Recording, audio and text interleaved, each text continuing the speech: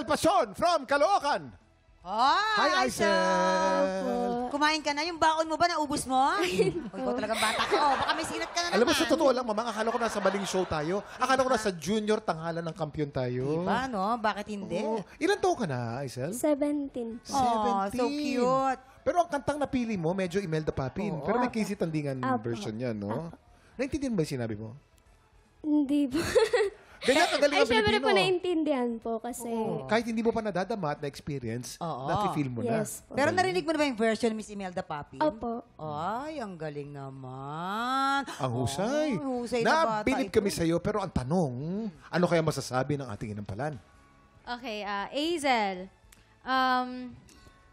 yung kulot mo, yung mga runs mo, okay sa akin? Nakuha mo naman yung tamang gagawin doon kung ano man gusto mong bali doon.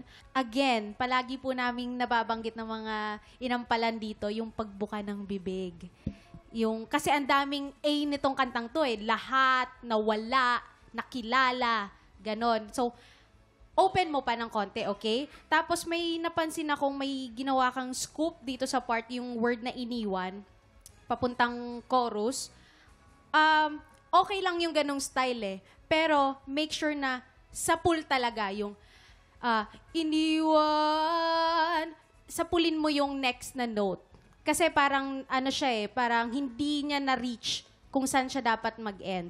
And then, medyo groovy siya. Though ang meaning ng kanta ay nasasaktan, parang talagang may samang galit kasi iniwan siya So sana, nakita ko sana yung groove mo, okay? Isabay mo yung katawan mo kahit na yung message ng kanta ay pagalit, nasasaktan, pero sana ilabas mo dun yung, may way din ng pag-groove dapat kung yung pa-sweet, meron ding parang pagalit na, kasi sayang yung areglo ng kanta mo. Okay, yun lang naman, Azel.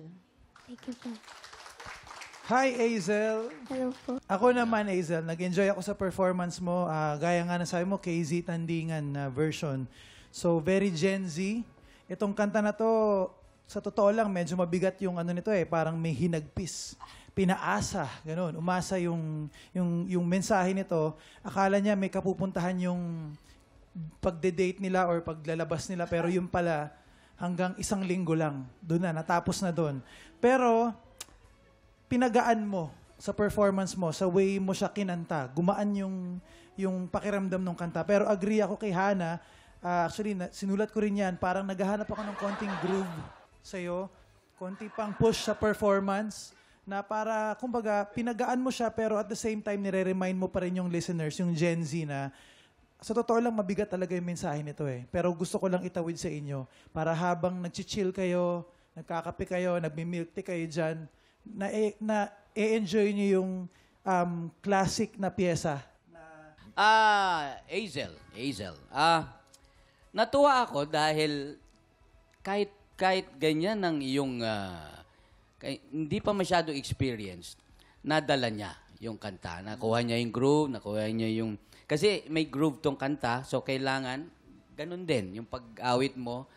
Kahit papano, although medyo dun sa bandang dulo na, medyo naghahabol ka na ng konti.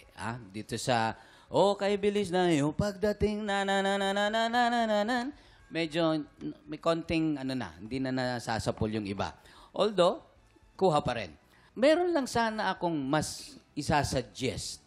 Kasi itong kantang ito parang medyo matanda na para sa'yo. Yun lang ang observation ko. Mas gusto ko siguro kung ang kinanta mo, yung mas babagay sa edad mo. Overall, Azel, maganda yung performance.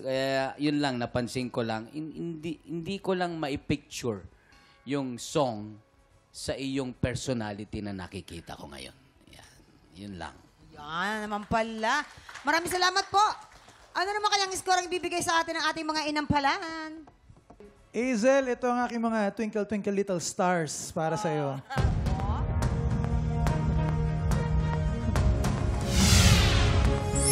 Tatlong maliliit na bituin. Azel, ang stars for you today ay...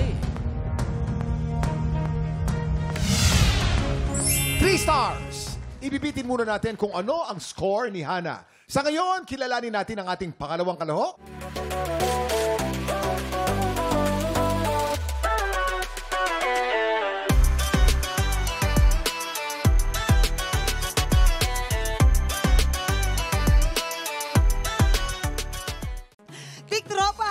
pinanood mo hanggang sa dulo itong video na ito, abay, very good ka.